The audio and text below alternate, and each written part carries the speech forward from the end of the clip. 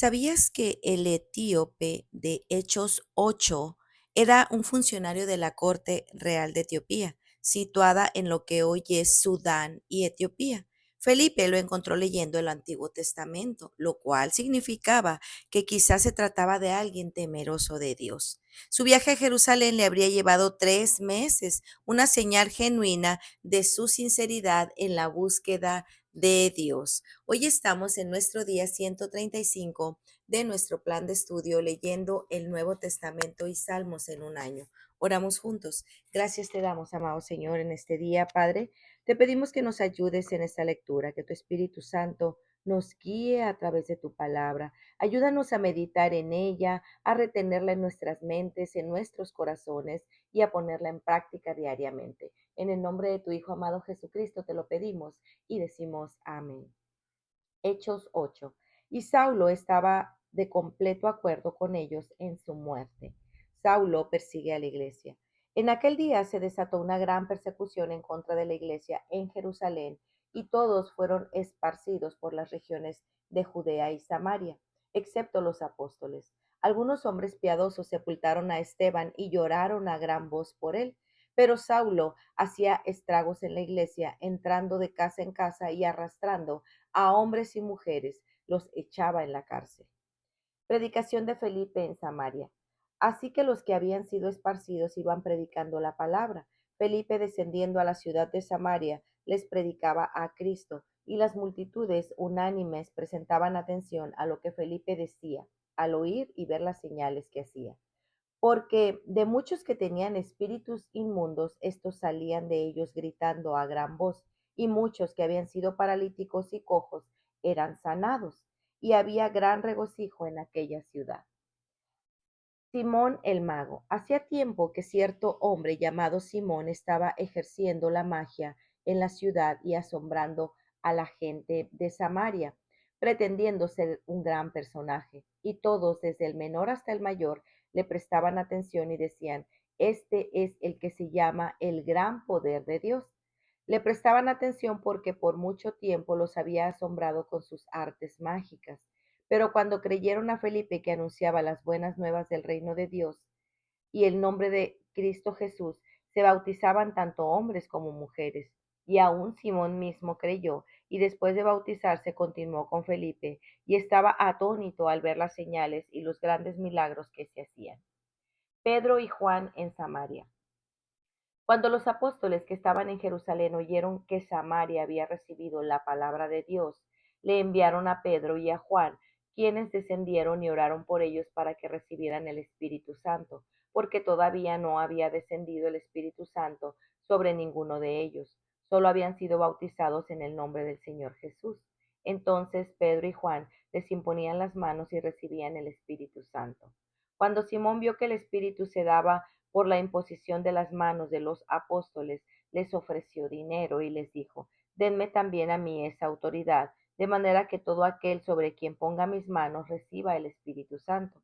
Entonces Pedro le contestó, que tu plata perezca contigo, porque pensaste que podías obtener el don de Dios con dinero. No tienes parte ni suerte en este asunto, porque tu corazón no es recto delante de Dios. Por tanto, arrepiéntete de esta tu maldad y ruega al Señor que, si es posible, te perdone el intento de tu corazón, porque veo que estás en hiel de amargura y en cadena de iniquidad. Pero Simón respondió, rueguen ustedes al Señor por mí, para que no me sobrevenga nada de lo que han dicho. Y ellos, después de haber testificado solemnemente y hablado la palabra del Señor, iniciaron el regreso a Jerusalén, anunciando el Evangelio en muchas aldeas de los samaritanos. Felipe y el etíope eunuco. Un ángel del Señor le dijo a Felipe, levántate y ve hacia el sur, al camino que desciende a Jerusalén en Gaza. Este es un camino del desierto. Él se levantó y fue, y había un eunuco etíope, alto oficial de Candace, reina de los etíopes, el cual estaba encargado de todos sus tesoros, que había venido a Jerusalén para adorar. Regresaba a su país sentado en su carruaje y leía al profeta Isaías. Y el Espíritu dijo a Felipe, ve y júntate a ese carruaje. Cuando Felipe se acercó corriendo, Le oyó leer al profeta Isaías y le preguntó, ¿entiende usted lo que lee?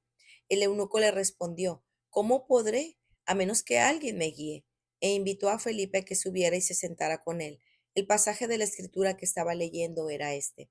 Como oveja fue llevado al matadero, y como cordero mudo delante del que lo trasquila, no abre su boca. En su humillación no se le hizo justicia. ¿Quién contará su generación? Porque su vida es quitada de la tierra. El eunuco le dijo a Felipe, le ruego que me diga, ¿quién dice esto el profeta? ¿De quién dice esto el profeta? ¿De sí mismo o de algún otro? Entonces Felipe, comenzando con este pasaje de la Escritura, le anunció el Evangelio de Jesús. Yendo por el camino, llegaron a un lugar donde había agua, y el eunuco dijo, aquí hay agua, ¿qué impide que yo sea bautizado? Y Felipe le dijo, si usted cree con todo su corazón, puede.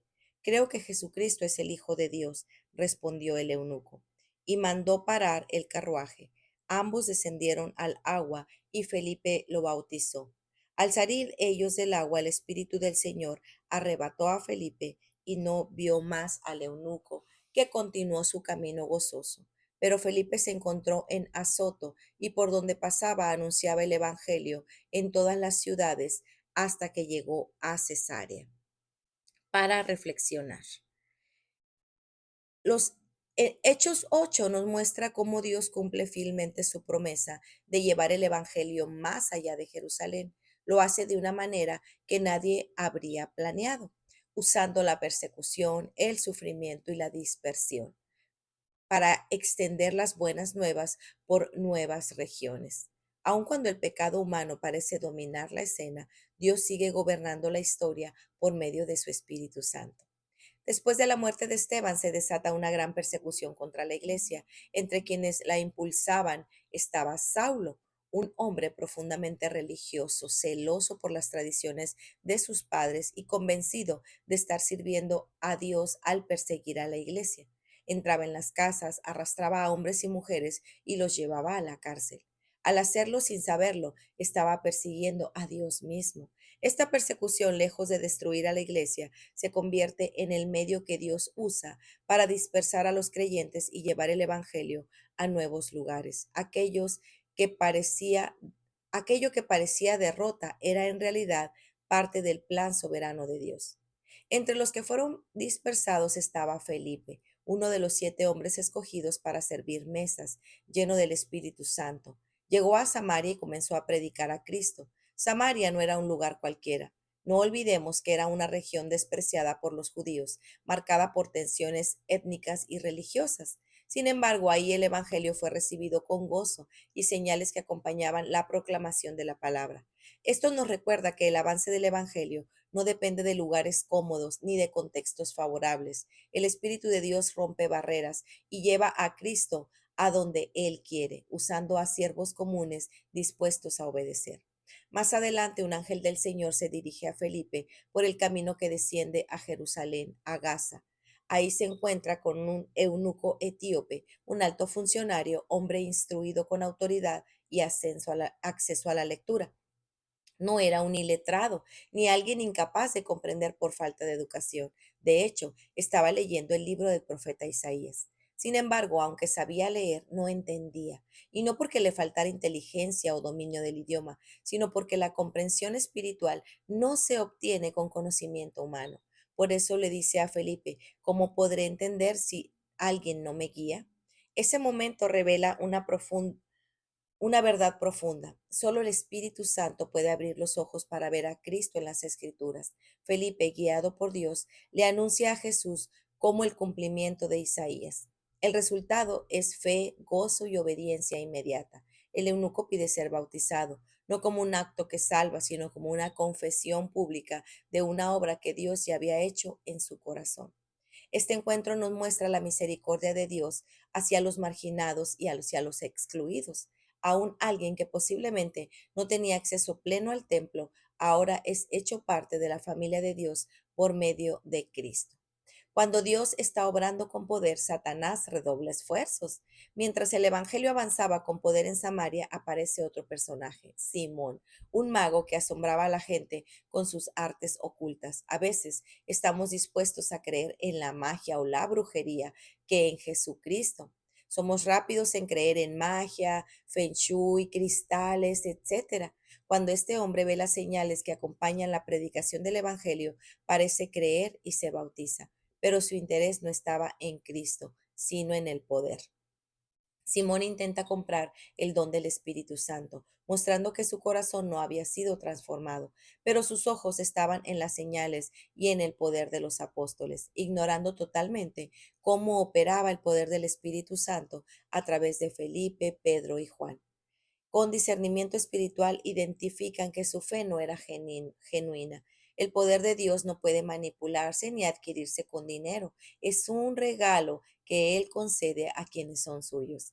Este pasaje es especialmente relevante en nuestro contexto latinoamericano, donde el ocultismo, el animismo y el secretismo siguen siendo comunes. Horóscopos, signos zodiacales, cartas, rituales y prácticas espirituales se presentan como alternativas atractivas, pero no son más que engaños que esclavizan y alejan de la verdad.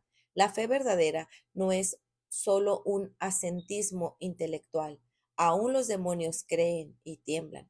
Tú crees que Dios es uno, haces bien. También los demonios creen y tiemblan. Santiago 2:19. Solo el Evangelio tiene el poder de librarnos del dominio de las tinieblas y trasladarnos al reino de la luz admirable de Dios. El capítulo concluye mostrando a Felipe nuevamente guiado por el Espíritu, anunciando el Evangelio en distintas ciudades hasta llegar a Cesarea. El mensaje es claro, el avance del Evangelio no depende de estrategias humanas, sino de la dirección soberana del Espíritu Santo. Hechos 8 nos recuerda que Dios gobierna incluso en medio de la persecución. Él usa a sus siervos comunes, abre puertas inesperadas y expone los corazones verdaderos para que su Evangelio avance. Para meditar.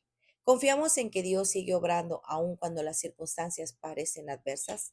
Dependamos del Espíritu Santo para entender y vivir la verdad. ¿O confiamos solo en nuestro conocimiento?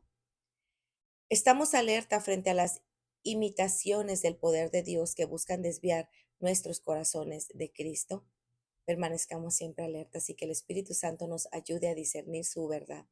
Pues muy bien, amigos, este ha sido nuestro día 135. Nos vemos el día de mañana. Que el Señor les bendiga grandemente. Hasta pronto. Bendiciones.